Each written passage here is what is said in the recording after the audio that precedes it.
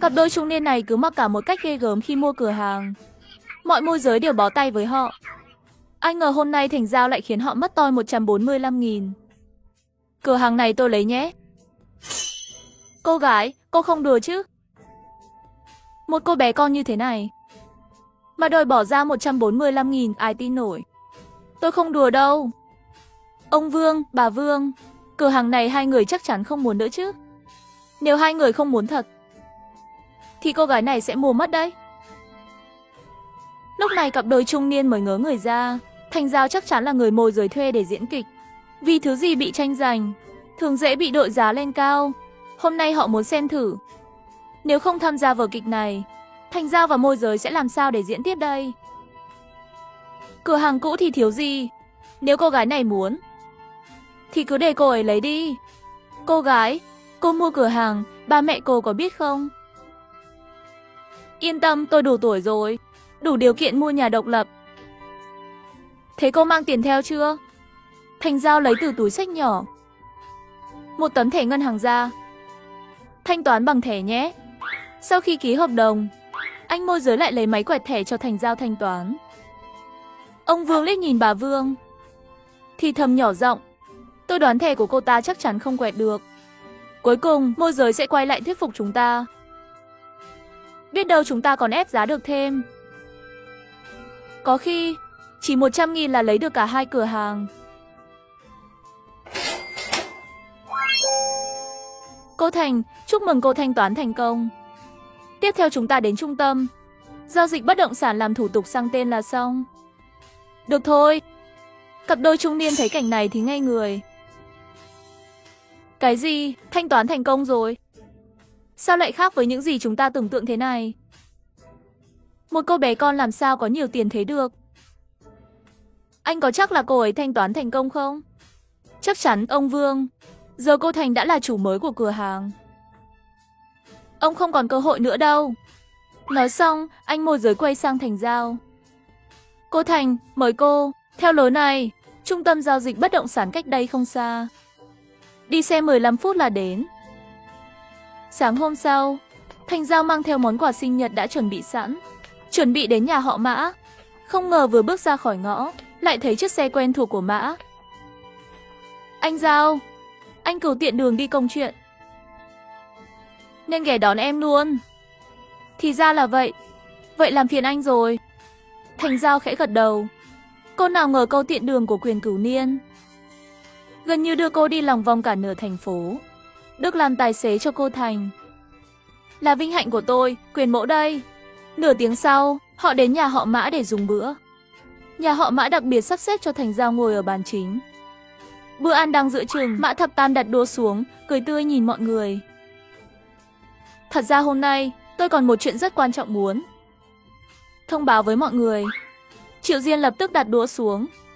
Anh ta biết Mã Thập Tam sắp công bố chuyện chọn phù dâu. Thập Tam, cậu có chuyện quan trọng gì muốn thông báo? Là thế này, mẹ nuôi, tôi và Huệ Bình đã bàn bạc. Muốn nhân dịp hôm nay mọi người đều có mặt, nhận một cô con gái nuôi. Triệu Sinh khẽ chau mày, mở miệng với vẻ không mấy vui. Anh Mã, dù nhà ta giao tình nhiều năm, nhưng chuyện con gái nuôi đâu thể nói nhận là nhận. Dù sao Diên Diên cũng là báu vật của nhà họ Triệu chúng tôi. Không lý do gì lại để con bé gọi anh và chị dâu là cha mẹ nuôi. Mã Thập Tam cười lớn. Chị Huệ Bình cũng mỉm cười lên tiếng. Anh Triệu, có lẽ anh hiểu lầm rồi. Chúng tôi không định nhận Diên Diên làm con gái nuôi. Con gái nuôi chúng tôi chọn là anh Giao. Anh Giao, không biết tôi và chú Mã của em có được vinh hạnh này không? Lời vừa thốt ra, cả bàn ăn lập tức im phăng phắc. Triệu Sinh ngây người, mặt lúc xanh lúc đỏ, chỉ muốn dùng ngón chân đào ra một căn nhà 3 phòng. Triệu Diên Ngôn thì trợn tròn mắt, nụ cười trên môi không sao giữ nổi. Sao lại là Thành Giao chứ? Cô bé từ quê lên lấy gì xứng đáng làm con gái nuôi nhà họ Mã, được chú Mã và dì Huệ để mắt tới. Là vinh hạnh của em mới đúng. Anh Giao, đây là quà gặp mặt mẹ nuôi tặng con. Dạ, con đổi cách gọi rồi. Cảm ơn mẹ nuôi. Chị Huệ Bình vui vẻ đeo chiếc vòng ngọc lên cổ tay Thành Giao. Da anh Giao trắng trẻo, đeo chiếc vòng ngọc này trông xinh xắn quá. Thập Tam, Huệ Bình, hai vợ chồng. Con mắt nhìn người vẫn tuyệt vời như xưa. Anh Giao là cô bé ai gặp cũng quý. Tôi và Thập Tam bao năm nay luôn ao ước có một cô con gái. Anh Giao đã giúp chúng tôi thực hiện giấc mơ đó. Triệu Vũ Diên tức đến phát điên. Chị Huệ Bình đúng là không có mắt nhìn người. Nhưng cô ta nhanh chóng nghĩ, các anh em nhà họ Mã từ nhỏ đã xem cô ta như em gái ruột. Họ chắc chắn không muốn nhận Thành Giao làm em gái. Đúng lúc này, ba anh em nhà họ Mã bước vào. Văn Võ Song Toàn, Báo Quốc An Dân, mấy anh mau qua gặp em gái mình đi. Em gái anh Giao đã đồng ý làm con gái nuôi của chúng ta. Thật sao? Vậy thì tuyệt quá. Anh Giao, em có thể trở thành em gái của ba anh em chúng tôi. Là vinh hạnh của cả đại gia đình này. Cũng là vinh hạnh của ba anh em chúng tôi. Từ nay em chính là em gái ruột của chúng tôi. Sau này ở Kinh Thành, ai dám bắt nạt em chính là gây chuyện với nhà họ Mã, gây chuyện với ba anh em chúng tôi. Cảm ơn anh cả. Nhìn cảnh này, Triệu Ất Diên gần như không chịu nổi, lảo đảo suýt ngã. Tối đó, Thành Giao về nhà, vừa đến đầu ngõ, thấy Lý Vệ Quốc đang ngồi xổm ở đó, mặt đầy vẻ u sầu không tan nổi.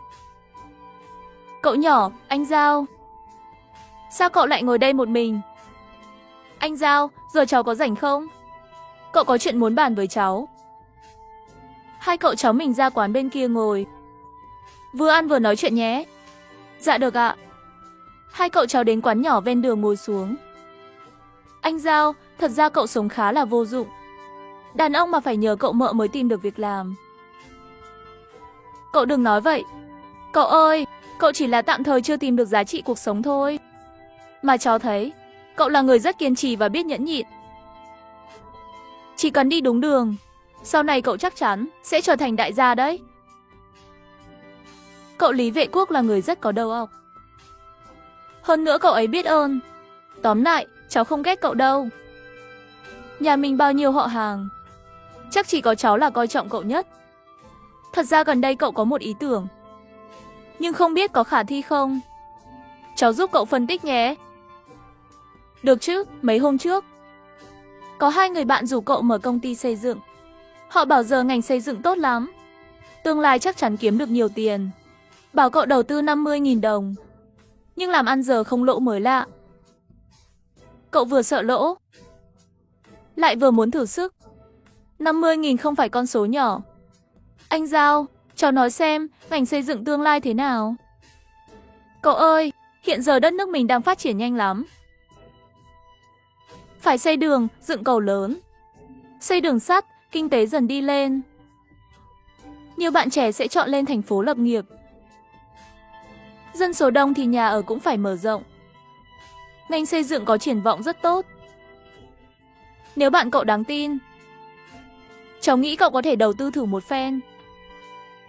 Xe đạp mới thành xe máy được. Thật không? Tinh thần Lý Vệ Quốc lập tức phấn chấn. Thật mà. Nhưng điều kiện là bạn cậu có đáng tin không? Họ có định lừa tiền cậu không? Họ đều là bạn học cấp 3 của cậu. Nhân phẩm không có vấn đề, đều đáng tin cả. Cậu ơi, cậu có thể cho cháu biết tên bạn cậu là gì không? Một người tên Chu Kiến Thiết. Nghe tên Chu Kiến Thiết, Thành Giao không giấu nổi vẻ kinh ngạc. Nếu cô nhớ không lầm, ông trùm ngành xây dựng nổi tiếng sau này chính là Chu Kiến Thiết. Cùng danh tiếng với anh ta là đối tác Lâm Hoành Nghĩa. Để xác nhận suy nghĩ của mình, Thành Giao lại hỏi cậu một lần nữa. Thế người bạn còn lại rủ cậu đầu tư, tên là gì à? Người còn lại tên Lâm Hoành Nghĩa. Quan hệ của cậu với họ rất thân. Đúng là Lâm Hoành Nghĩa thật. Trở lại kiếp này, cùng một Lý Vệ Quốc không còn tiếc nuối, để cậu cũng trở thành ông lớn ngành xây dựng. Cậu ơi, cháu thấy bạn cậu rất đáng tin. Cậu nhất định phải nắm lấy cơ hội này, cùng họ đầu tư vào ngành xây dựng. Nếu thiếu vốn, cháu có thể cho cậu vay. Lỗ thì tính cho cháu, nếu sau này làm ăn khấm khá. Cậu nhớ chia cổ tức cho cháu nhé. Dù nhà mới mua cửa hàng, nhưng cháu có thể tạm hoãn việc kinh doanh quần áo. Tiền nhiều thì không có, nhưng vài chục nghìn thì cháu lo được. Anh Giao, ý cháu là có thể đầu tư. Đúng à, nếu cháu đoán không sai. Hai người bạn này của cậu chắc học ngành xây dựng. Mới tốt nghiệp đúng không? Anh Giao, cháu đúng là thần thánh. Họ đúng là vừa tốt nghiệp đại học xây dựng. Thông thường chỉ những ai tiếp xúc với ngành xây dựng và hiểu về sự phát triển hiện đại của đất nước mới nghĩ đến việc kinh doanh xây dựng. Tóm lại, cậu ơi, cậu không được bỏ lỡ cơ hội này. Được rồi, để cậu về bàn với mợ cháu. Về đến nhà, Lý Vệ Quốc khéo léo kể cho vợ ý định làm ăn của mình. Anh nói gì cơ? Lý Vệ Quốc, anh điên rồi à? Đó là 50.000 đồng đấy.